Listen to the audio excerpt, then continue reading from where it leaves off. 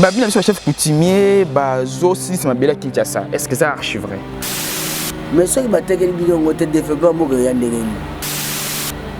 mais développement mourrait dans ma paille. Est-ce que la carte à Congo va minder bazate? Donc ma bé. Pour ma Congo, on a besoin de coller bien. Mais les autres, c'est comme coller dans ma difficulté. Est-ce que vous avez lancé Mbela et pas Bakondi Mboka pour les locaux? Parce que bien vous avez Bakondi. Il faut que ça raconte les binos parce que pouvoir ancestral les abinos. Bon. Au Kogi Koloba mais au salité. Yo lobby, au Kumisi, mais pratiquement les athées. Togo Lobani. Mututu a commis kaka na posa Azwa. Mais à Bossani, ma chef coutumier, ma lien à la population.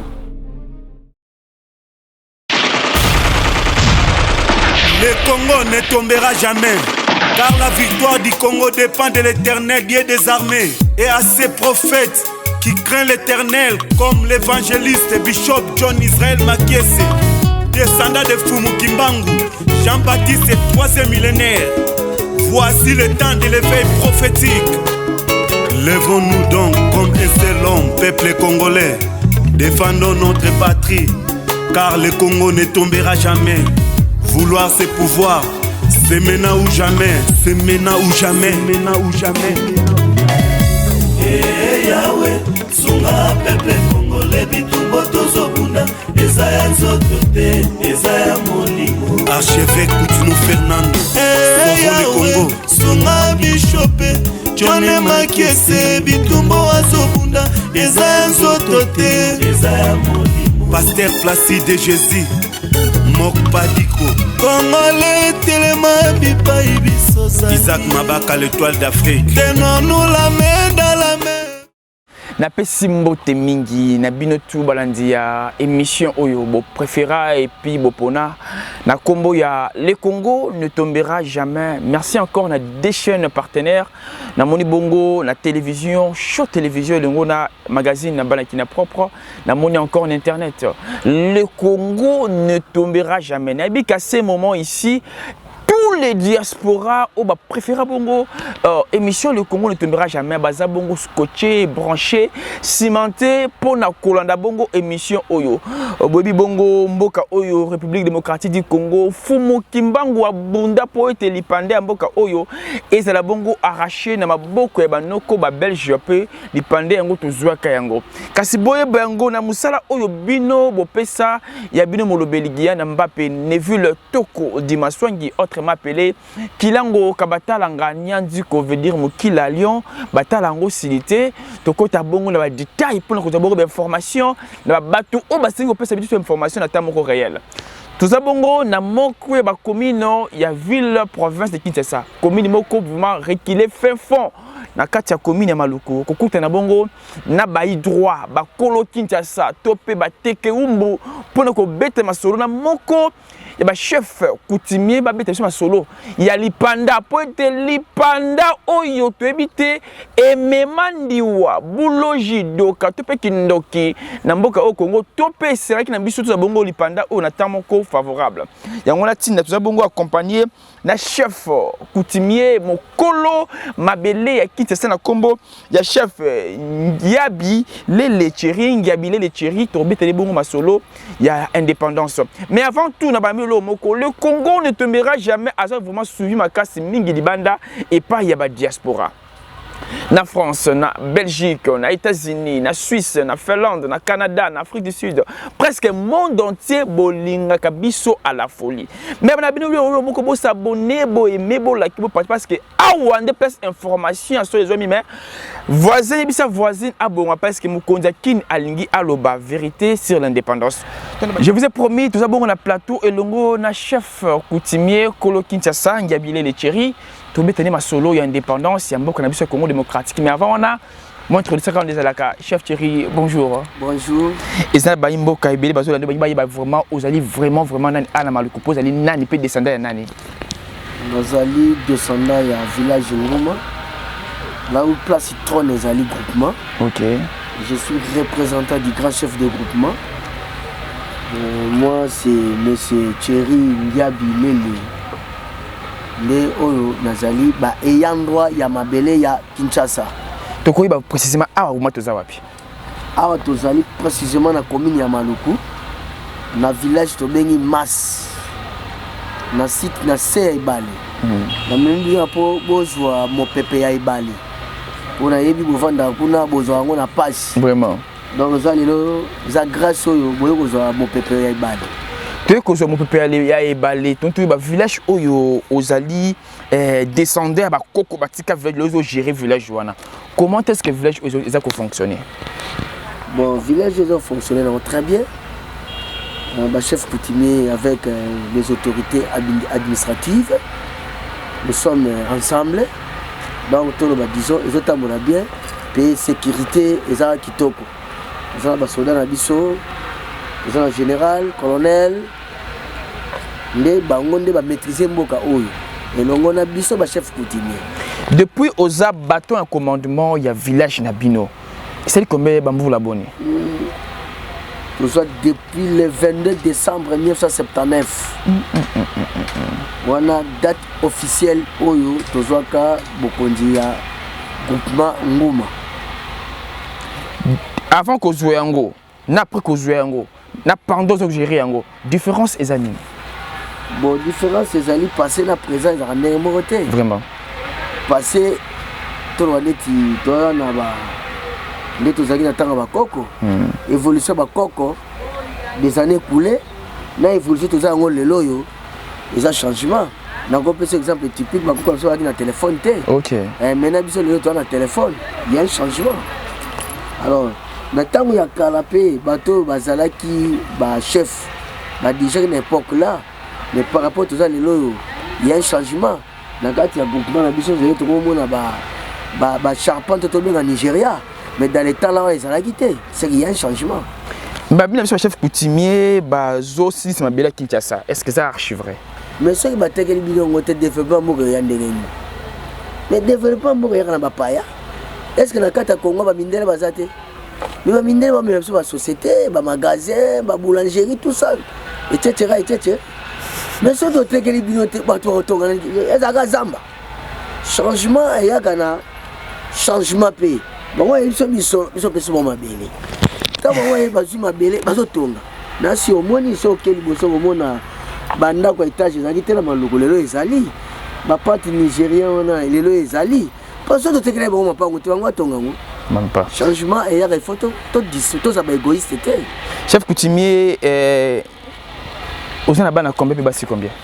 Bah chef coutumier tout un nombre bana ba ngoto polygamie. C'est vrai ça. Oui, oui. Et ça ils la coutume na biso tous la ndenge ba chef coutumier. Bon.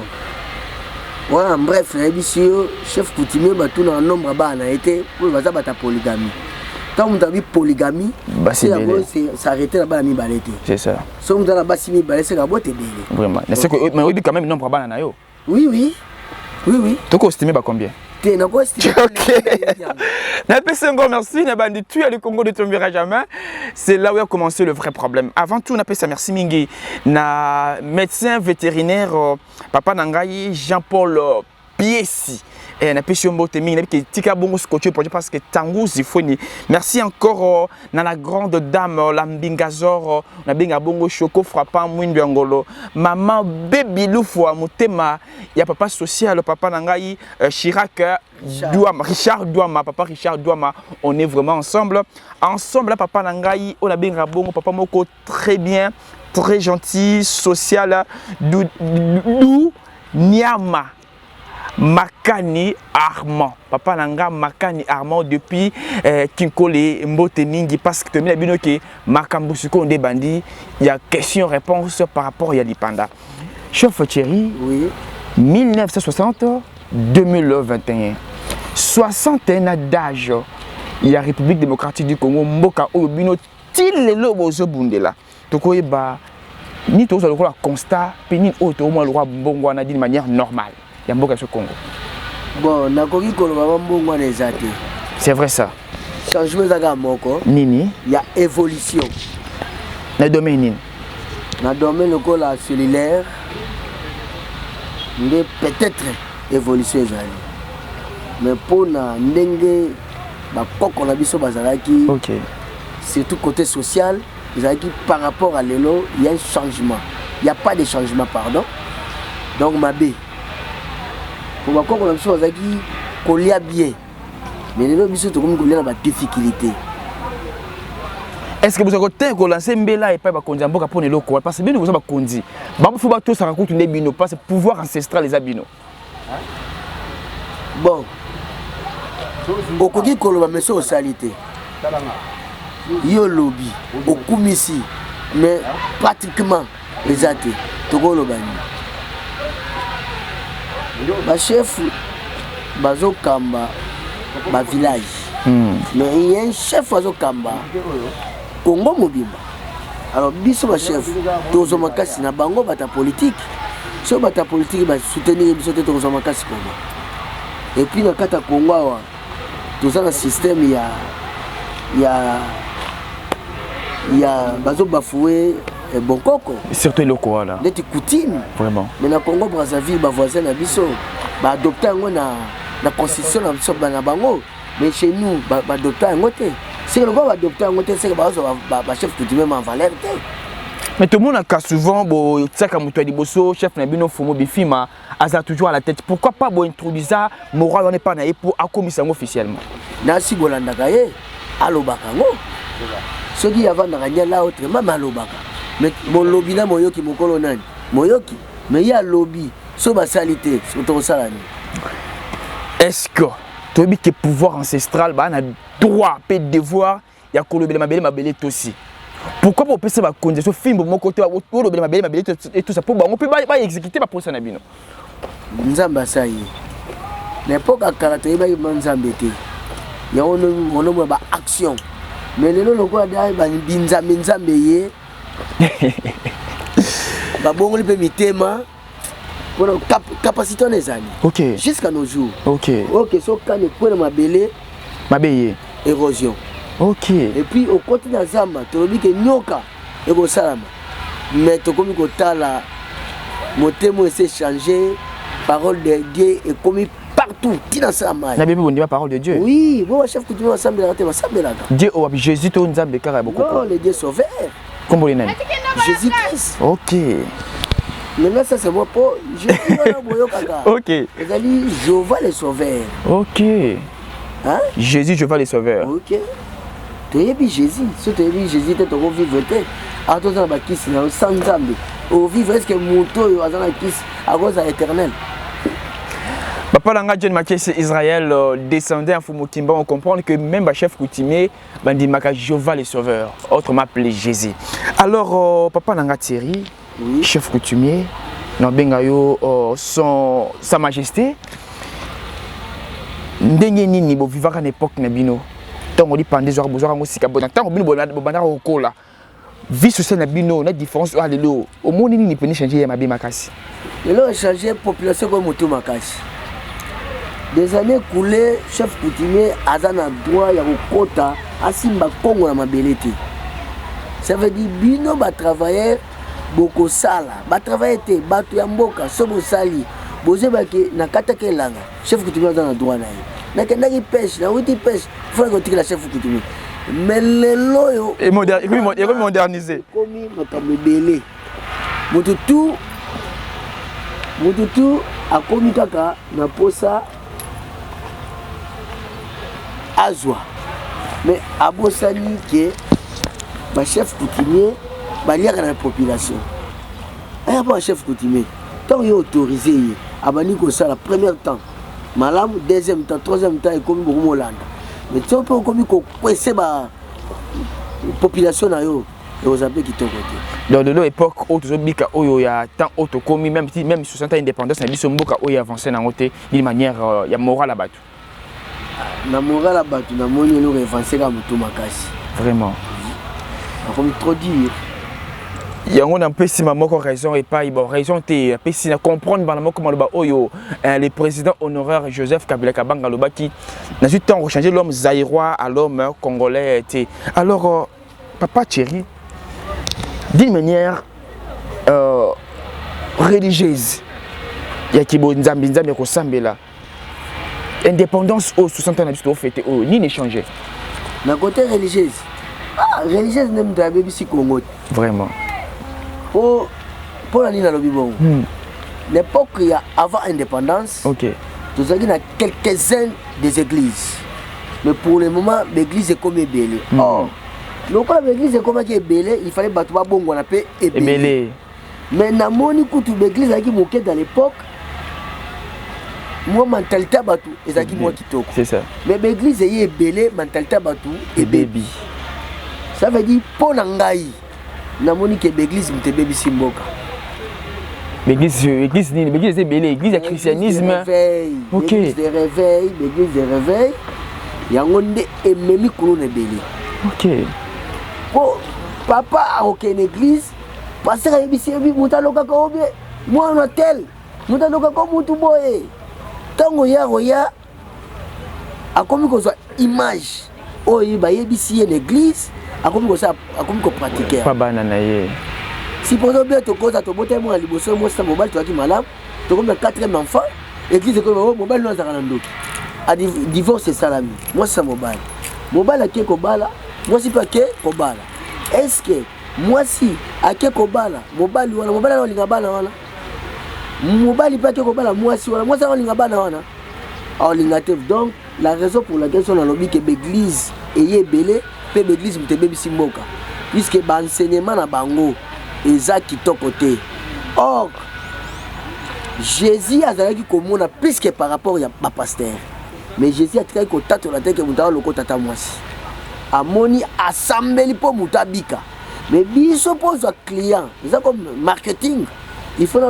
non ko intel mutala loka intel po batwa ya ebele obotaka te bachayo nyoka na libumu mutala so loka tata mwasi na yo si est-ce que mwasi wana tata mwasi na bayokana on va bien pour nani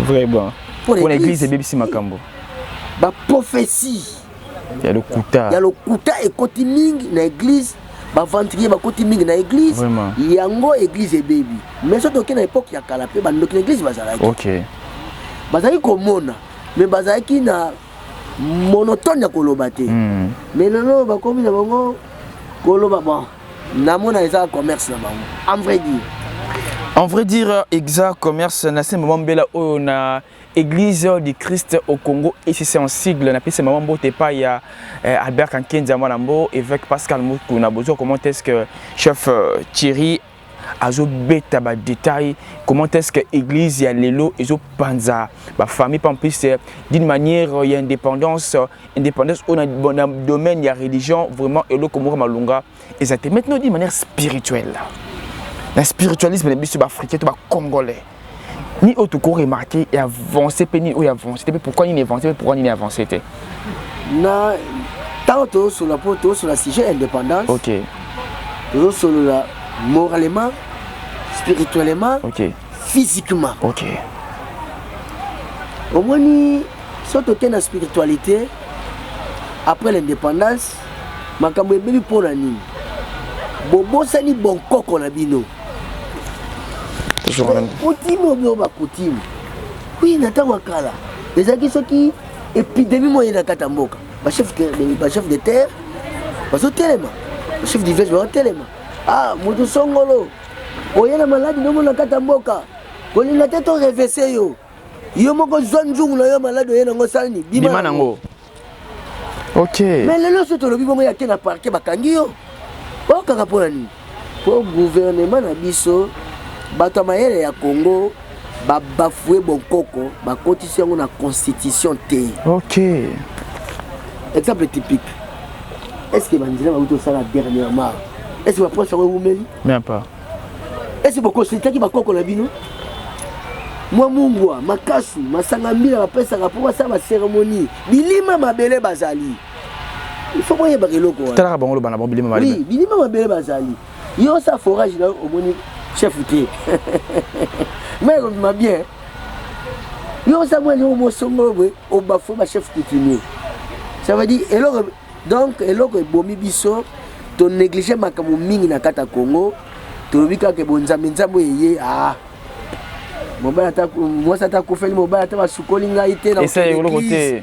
Le pasteur atienga prière sani libonde eleki non coutume reste coutume, église reste église. Alors eloko eza mingi makasi pa na biso na kata Congo, ignorance ya coutume. C'est ça ndenge Congo ezobeba pona bongo. Alors bazongisa batala rétroviseur avant l'indépendance, d'autant que président Kasavubu azalaki, Mobutu azalaki, en tout cas à respecter qui coutume comme il faut. Okay. Est-ce que dans l'époque là, bah érosion ça n'est pas les lois. Attends de population de commune. Oui, to boité. Mais la population azalaki, bah moule beta les lois. L'époque où moule beta qui était. Est-ce que moule bandika l'époque? Non. Tout ce que to moule les lois, les passé pèse à Gabon. Alors bah respecter bon coco, on ne va respecter bango. Bah mine va respecter bon coco na bango.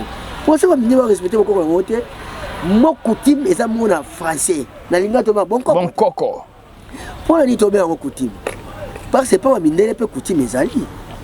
Tout ce que est en français c'est que pas mine les ezali. OK. Ou est en français te pas mine les pe ezate. Donc to zone sa makanisa bon coco na biso. Il y a une question moko babak na posé yo et qui venait prévu par ne pas 3 personnes. Né la Finda, la patronate de Paris. Mokusi Atalo depuis Mboka France na Paris. A tout Sambouissa Bangrois RS depuis Mboka Finlande. Le on a moisnae As de Caire. Laetitia Acacia Pembembilia. Babi tout ne chauffeur Thierry Lele. Mboka oyo Congo batubili bana poto bazolo ba fu bazonga parce que Mboka Congo est bongi. Babi 60e année d'indépendance, Mboka est comme modernisé comme kitoko. Mais avant tout zonga, il faut chef Thierry a expliqué biso, père bana biso. Est-ce que toko ki kozonga na Mboka na biso? Ce qui te zonga to relater. Qu'est-ce que tu peux te yangwana? Bon Mboka na oso za mabe, okima Mboka na po za mabe. Bon biso to na kata Congo, to vivre te. Kozwa ya mutu et dépendra na Nzambe. Mais il y a quelques hommes qui va se retrouver. Bazali na kata Congo. Pour na ko vivre, biso to vivre. Oh, babi moké ya moloko na Zamba, et ça pour na nzala te. Ça veut dire que to zavo, to ba santé pesa normal. Normal. Toujours vivre et puis tout est déjà. Où est la porte de na Congo? Ba kini marché. Ba flat dans Nakolo Meloni. Au milieu de l'Europe na Congo ezali. Au lieu bon coco na Congo ezali. Ba ko kuna ba restaurant ya africains za kuna te. Ezali. Mais tout normal. Sans aka courager au vivre partout. À ta place difficultés ezali encourager azaka courager. Les autres conseils bon ba songa na kamena Mboka na bango. Mboka na bango to ba pa ya. Les gens qui sont là, 2 personnes qui sont là, Mboka mwa mapaya. Bitango sikoto. Bwana lisolo oyo. Bwana lisolo, bino batapota to tuni question yo. Yana leki bake Mboka mapaya. Bakomi kuna bamoni pancarte mo bakomi oyaki maboko pamba, okozonga maboko pamba. Leki azwi litea wana a garder yango. Yaya négligé. Yaya azwi place par rapport ya leki. Yaya azwi ba mbongo ebele. Asali makambo ebele kana Mboka wana. Mais les qui ont mouké à boire qui n'a pas naï. Azu mouké à boire qui n'a pas naï. Mais mon colo contraire si là qui il y a le bique te na te kabilo na zo mona ke na bino ta la pancarte.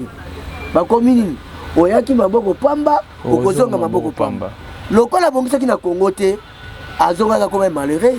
Mais avant ko zo mbongo de plus que par rapport à son petit frère. Mais les qui dans les pères ont ko zo a bongisa ki tango yaki porte zaki ouverte. À côté avant d'adresse. Donc, vous avez ignorance. Mboka na yo ekotika na kaka mboka na yo. Ata difficulté zali so na mboka no peut-être mayele musu pour contribuer na pays na yo et soutenir la population congolaise. Par rapport à l'indépendance auto-fêté, Kolongo on attend à Kasavubu comme attend à Mobutu. Tu peux terminer solo ya maréchal Mobutu. Nini oye marka yo n'époque na ye. Ah papa. Nagole msuma nje moko we. Oh Mobutu wana ko ndimaka biso. OK. Omoni les gens ont le 30 juin. OK. Le 30 juin dans l'époque ya Mobutu Nous allons parler sur l'époque à Mobutu parce que moi je suis né dans l'époque de Mobutu. Vraiment, tu es bon le là. Ok. Les années qui les 30 juin, à Tambo Mezate, Mobutu a sa nécessité, bah soda va salaire. Vraiment. Bah tenue et ça la sika. Ok. Maître, donc attribution, bah ça moi Kanya Kanabango pour se préparer pour fêter le 30 juin. Et puis na école, bah ça ok, bah ça exiger directeur, préfet. Bako banda répétition, bako banda le 20 juin. On va lengue là pour la défiler. Mais les loyaux, tu comme ça. Ah. Dis-moi que ça va le 30 juin. Comment est-ce que ton nom est Mani?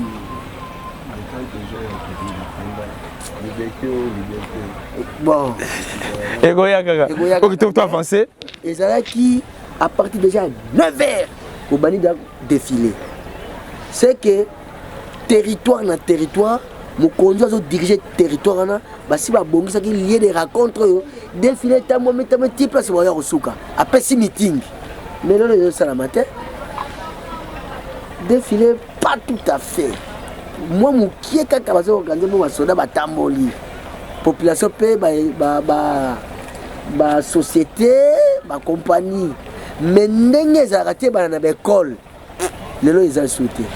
Pour ezali date moko zali date moko toko bengo fierté ya Congo. Ko Mobutu ba dans sa moi mo sanga salingi. Équité. Bo si défilé, bo leki même mongo o ya fouti d'aba. Mais le total dans les 30 jours non. Est-ce que ba travailler ba za payer ba aussi pour la comment. Donc to senga ni ba konza mboka ba mekana ko bongisa. Ce que tu ba retard ça. Mais surtout comme na main bafuta ka ba travailler pour préparer la date na biso pour tolongwa ki na boubu. On rappelle encore question qui a posé. Tout le monde a ba image et belé circuler ka bongo mingi za mingi diffusé na ba chaîne ya mindele oyo ba zara na biso awa. Tout le monde ba koko na biso bakata bango maboko makolo ba koko na biso kanga bango ba chaîne. Si les lobes na biso était cerveau ya histoire mboka na biso za bongo na Terveran na mboka ya Belgique bino bakolo mabele o ya Congo to mona ba image wana o ka masolo wana peto fetaka lipanda to mona kata linu ya mairie Patrice Lumumba zonga kate papa na ngai chef coutumier na bongo koko na ngai yebisa ngai bino bakoko bakolo mabele to kozana histoire ni na mutu par rapport à masolo wana wana zali to ba politique à haut niveau. Les hommes na compétence de chef continuité. Donc, tu vas dire que ils ont une compétition, na compétence, il y a haute autorité. Hein? Haute autorité. Ils sont chef coutumier, ils sont dans village, na spiritualité. Dans le village, la compétence à bisoté.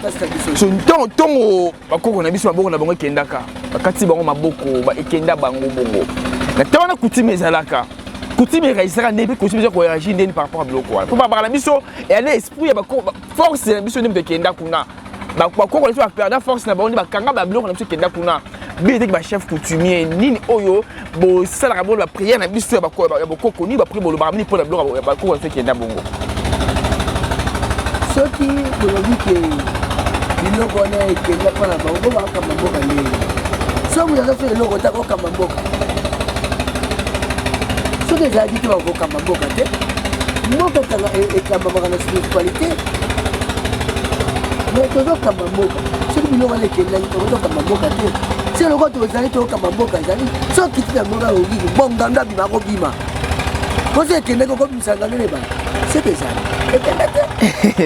Bon, comprendre que ça fait vraiment débat. On a 5 nabino bo sangana ebele parce que ma solo ya Congo démocratique ma solo ya lipanda ezande awa na chaîne bino le Congo ne tombera jamais ensemble avec Show Télévision, pourquoi pas magazine urbain qui n'a propre.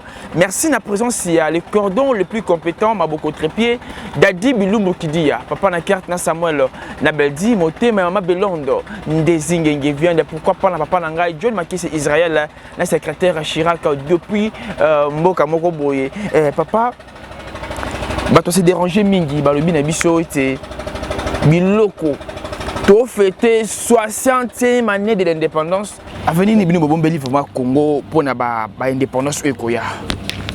Bon, avenir to bombeli Congo pour l'indépendance ekoya to sein de la présidente de la République a préparé l'indépendance ekoya année prochaine et puis pour la bana avenir ya bana il faut bana batanga classe et puis to rosenga na ba président na ba collaborateur na ye bourse ya bana ezonga la caméra ibisaye bourse ya bana ezonga wana ezali ba préparation oyo po Congo a lobby ezala malamu jeunesse Congo va préparer la jeunesse. OK. Biso to comme déjà pas. OK, déjà, OK. Mais jeunesse classe ezala malamu. Bozongi sa ba norme ya école ndenge ezalaki avant lipanda. OK. To lukaki lipanda po biso moko to diriger mboka. C'est tout à fait normal to nyoka maki. Mais quand diriger mboka na biso to diriger, il faut battre ya population na yo ba se sentir que biso moko peut la président na biso moko. C'est ça. Alors, botala nanu pour la jeunesse ya Congo. Jeunesse ya Congo. Na osenga botie nzembo ya lipanda.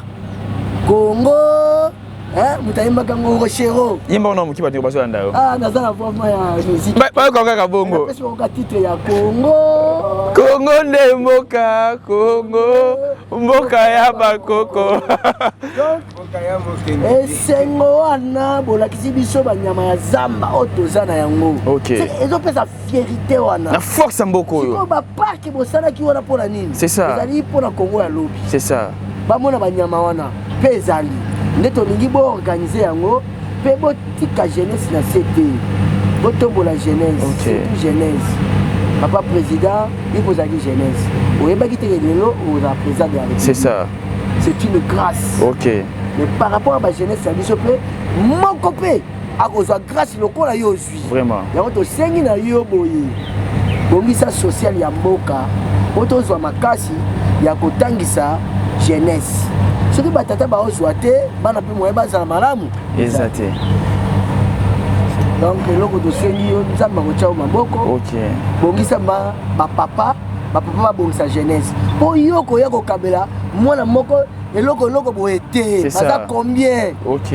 Mais ceux qui batata baza payer, ne batata ba préparer ba jeunesse. OK. Libote zo préparer bana ye. Mawa mingi na bandeko na bana o batie na mouvement ya makuluna. Président, zongisa bana na ndako. Kaka yo mtu ana force na ba collaborateur na yo ndeto sengi na yo na ba collaborateur na yo bo meka ko sala ta congrès o mobuta na ba congrès ordinaire. OK. Extraordinaire pour la jeunesse ya mboka pour la social ya mboka so social za malamu bana pe ba kotanga malamu wana mbela o lancer epai ya ba kondi to ba dirigeant sikoyo jeunesse wana oyo au côté libango message nini ya malamu pona 60e année 61e année indépendance au ko lancer pour la indépendance fait ko yaka ba se préparer ka ndenge nini ba jeunesse biso batata la moto zo kindi bozo ba mémoire na bino bozo ngisa yango na nzela ya kelasi soki makoke kokite lukata mai teka poza la malamu bilobo mela ezo bebisa mentalité bongo indépendance ya lobby banani bako diriger yango vraiment soki bo bebisi bo jeunesse non lelo botala lelo te botala futur. C'est ça. Lobby na bino bana mboka batata ya mboka eloko na kosenga na batata éducation bolenge na bana na bino jeunesse na bango bon mpaka na bino bato ko soutenir ngo bano to sa ko bota mais soki bana ba dérouter bon mpaka na yo okozala ndenge nini bongo bompaka na yo okozala ndenge conseil ya mokolo conseil ya mfumu wabi okoleka mokolo na ba veste to na ba cravate molika na ba liteni to pe mataba te do mataba ezali masolo makasi sengi to mémoriser biso bana biso ko yibi pondu koza pressa ko serate po ete déjà pondu ndambe kanga bongo na minu na yo wala maloba ya mikolo papa sikoyo bandeko na yo bano bazali banda ya poto libanda ya mboka bapaya message nini ya bonne fête ya indépendance au commencer pour na ba peut se préparer pour na mboka na Congo démocratique na bato baza bapaya bakila mboka bapaya bakometo bapaya kuna OK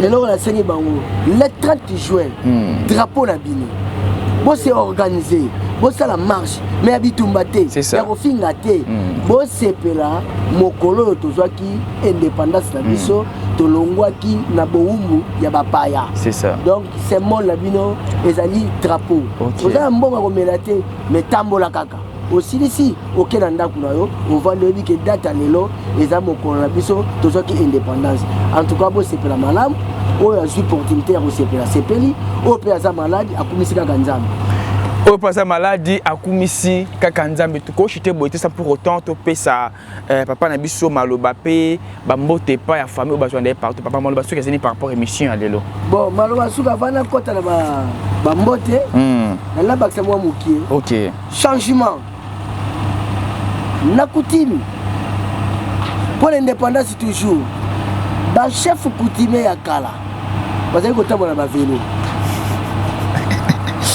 mais lelo bachef coutumier baomena bajip ya mai bazala mitera mai ya moki mituka ba arrière bazala mituka ba Hyundai la moto non bazala mituka mais toyebaka yango ke ovandi wana zala malamu na population na yo OK kolina population na yo te OK tango babengi yo chef il faut zala logique ozala égal parti pris epesameli mpona bakambi ya mboka te c'est ça oyo buke nalingi na bakisi comme conseil ya changement des années écoulées na nos jours vraiment nde yango oyo nayebi na bino yango mbote na yo opesi pa banani mbote na ngai napesi na famille nguma bisika nyonso bazali napesi mbote na famille lele napesi mbote na camarade na ngai Richard Douama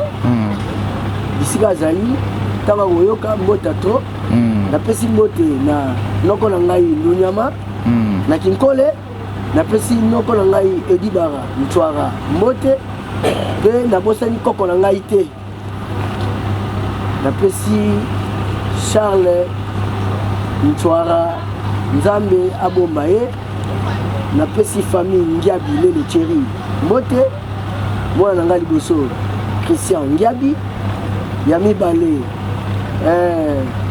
Golden Ngiabi Flori Ngiabi Vero Ngiabi Belfi Ngiabi OK omona ngai Thierry Ngiabi ya tro la bossanité baza ebele vraiment ba chef coutumier bazali bato ya na compter au déjà pour moi yo moko stopper déjà balé si madame na ngai Clarisse Ekwanzala mbote bisika maman Clarisse tu peux choper mbote maman Bene mbote bisika za OK elongo na mwana na ye Cheriben OK na pesi famille Mobimba mbote na bacamarade nyonso tu mbote ya tro mobosani mwana moko vana bisaka wana azali star OK pesa mbote na pesi Ambroise Bisaka bisika azali mbote na pesi Van Bisaka mbote ya tro ozomona ba image ya équipe oyo tosali mpona yo awa